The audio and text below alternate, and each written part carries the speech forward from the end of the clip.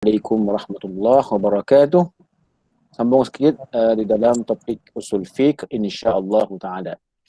Dan kita sampai kepada muka surat yang ke-31 tak 30 bab qiyas lah 31 lah. Okey.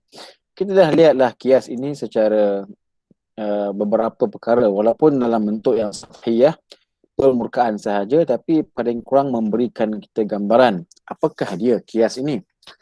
Baiklah, sama pada muka yang ke-32 dia kata soal hal yushtaratu fil hukmi syai'un. Kita pernah sorry. Hal yushtaratu fil illati syai'un. Adakah disyaratkan pada illah tu sesuatu? Na'am yushtaratu fiha syurutun. Ya, disyaratkan padanya pada illah itu beberapa syarat. Minha di antara syaratnya ialah an tattarida fi ma'lulatiha fala tuntaqadu lafzan wa ma'nan. Okay. Na'am yushtar, apakah syarat illah tu? Ya, di antara syarat illah ialah tuttarad fi ma'lulatiha. Illah itu dia memang wujud pada maklulnya. Illah itu wujud pada maklulnya secara meluas. Bukan wujud dalam bentuk yang kadang-kadang. Bukan wujud dalam bentuk yang tidak sengaja. Kan? Bukan wujud dalam keadaan yang Allahumma salli ala Muhammad yang kadang-kadang ada yang tidak stabil. Contoh apa? Illah mabuk. Iskar yang mabuk kan. Iskar tu memabukkan. Memang ada pada arak. Dia tak ada istilah arak ni kalau ada rezeki mabuk. Biasanya mabuk lah. Tak ada. Dia tak ada. Dia tak stabil. Okey. Illah pada api membakar. Contoh lah. Kan? Kenapa haram membakar rumah? Illah dia membakar. Kenapa tak boleh saya bakar rumah sahaja dia nak buat macam sarkas tu kan? Tak boleh sebab illah pada api tu membakar. Kalau kamu bakar, terbakar. Illah membakar itu ataupun tahrik itu, al-harik itu memang ada pada api tu. So tak boleh main dengan api lah. Membakar tu bukan sifat yang dipanggil aridhi, mendatang. Tak. Api ni kalau saya bakar, kalau ada rezeki dia membakar. Kalau tak dia akan beku je. Tak. Itu pelik lah. Ya. Jadi sifat api apakah sifatnya? Apakah sifat yang tutarat? Yang bersebar, tersebar, yang orang faham. Bila orang cakap api, orang nampak tu. Apa dia? Api, maka. Pisau, tajam. Arak, mabuk. Harimau, ganas lah. Menyerang dan sebagainya. Jadi benda tu dia panggil tutarat. Mesti ada lah. Apa sifat yang tidak tutarat dalam arak? Masam. Tak mesti masam. Hari ni mungkin punya teknologi dah boleh buat arak yang manis. Dan arak yang kurang manis supaya meraihkan persatuan orang kecil manis. Okey, macam-macam. Jadi macam-macam manis. Benda, tapi arak ni diharamkan sebab ni masam. Tak juga. Ada yang tak masam. Arak ni diharamkan sebab dia ni manis sangat. Boleh naik kecil manis. Tak juga. Ada yang masam. Tapi arak diharamkan sebab sifat dia yang mutarat, yang tersebar, yang sentiasa ada ialah memabukkan. Okey. Fala tuntaqad lafzan wa ma'nan. Dan yang illah itu dia tidak akan ternafi. Tidak akan ternafi lafaz dan juga makna. Tak akan pernah hilang kalimah memabukkan itu daripada api, daripada arak. Sama ada makna itu hilang, sama ada makna itu hilang ataupun lafaz dia hilang. Ada arak yang halal lah. Ya ada. Arak yang tak mabuk. Kalau arak tak mabuk bukan arak nama dia, mungkin teh tarik. Mungkin Nescafe tarik, kan? Jadi benda tu kita tak boleh terima. Kalau kata arak, lafaz arak mabuk, itu sinonim dia. Arak maknanya makna memabukkan. Dia mesti macam tu. Okay? Itu barulah illah tu stable. Arak cair. Okey, boleh terima. Tapi adakah cair itu memabukkan? Adakah cair itu haram? Tak juga. Dia nak jadikan dia stable dengan makna, dengan illah tersebut, dengan maklul dia, dan dengan illah tu mengharamkan. So it's not easy lah. proses untuk mengatakan itu illah tak semudah-mudah. Banyak syarat-syarat dia. Wa minha, antaranya an takuna wasfan dhabitan lil hikmah kasafar fa innahu illatun fi jawazil qasri.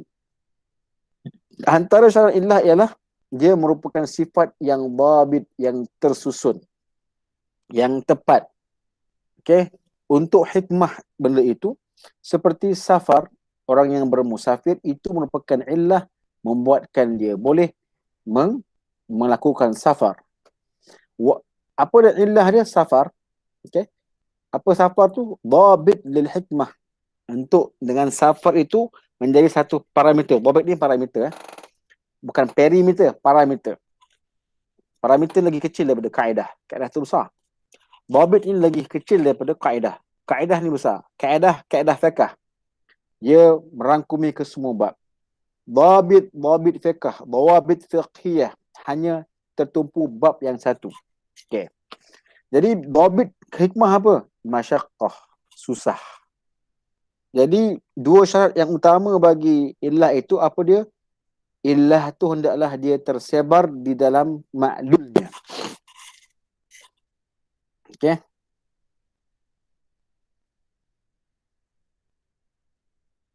Illah tu hendaklah ia tersebar di dalam maklulnya. Bismillah.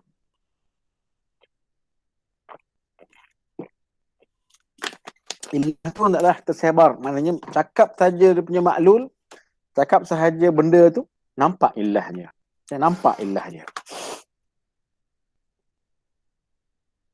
Alright. Teruskan lagi sikit. Okay. Kemudian apa yang kedua? Hendaklah illah tu juga dia menjadi sifat yang dhabit, sifat yang betul-betul illah tu pun mabuk kan. Yang mabuk kan tu akan datang apa? Akan mendatangkan kesan mabuk. Okey. Illah kenapa? Illah kamu boleh melakukan kasar dan juga jamak safar. Safar tu kenapa? Apa kena safar dengan boleh jamak? Ianya ialah susah. Susah membolehkan senang. Kenapa awak haramkan arak? Illah dia mabukkan. Apa dhabit dia? Mabukkan ni mendatangkan mudarat. Bila benda mudarat, dia kena yang haram. Kan? Nampak tak dhabit dia? Dia bukan hanya kosong. Benda tu mesti dhabit. Illah tu mesti akan jadi dhabit kepada hikmah. Okey, arak tu haram. Apa illah dia? Mabuk. So what mabuk? Kalau dia duduk rumah seorang-seorang, apa salahnya? mudarat. Badan tak sihat, kepala rosak, boleh tak semayang, boleh ketagih, boleh bunuh orang, boleh buat tindakan luar kawal. Berdhabit. Kalau semata-mata illah, tanpa dhabit, tidak ada hikmah. Di sebalik itu pun tidak ada, mungkin tak mendatangkan satu kekuatan ataupun taksir, memberikan effectiveness ataupun keberkesanan untuk diharamkan. Tapi bila kata mabukkan itu mudarat. Bila mudarat, dia haram. Kan cantik dhabit tu. Okay, bila orang tu bermusafir, illah dia membolehkan dia kasar. Kenapa pula? Sebab dia ni apa? Dia tu susah. Masyaqqah. Oleh demikian, dia diharuskan untuk kasar ataupun jamak. Kenapa? Susah. Kan, musafir tu kan syaqqatun minal azab. Nabi kata, musafir ini walaupun nampak best, naik kata bang, makan, boleh jalan-jalan, tengok negara orang, tapi penat. Dan berada di tempat yang asing ni, ghurbah dia panggil, asing.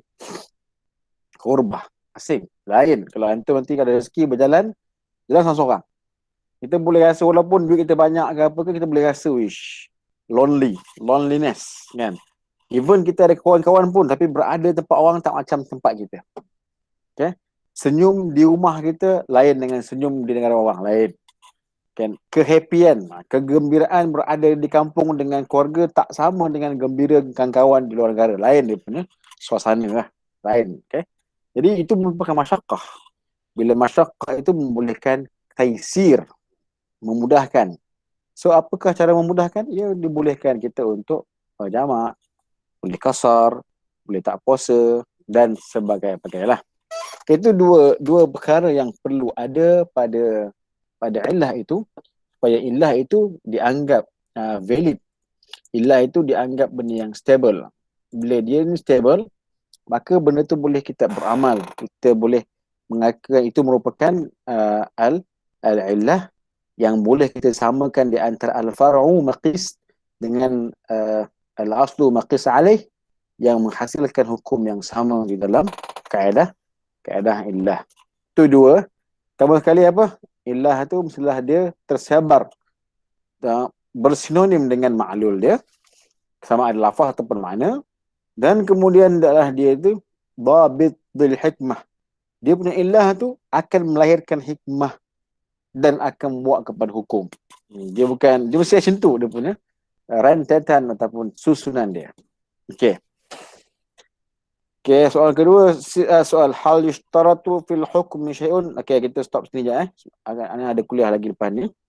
Okey, kita stop sini. Soal yang hal yushtarat fil hukmi syai'un, insya-Allah. Nanti kita sambunglah saya dua lagi insya-Allah taala.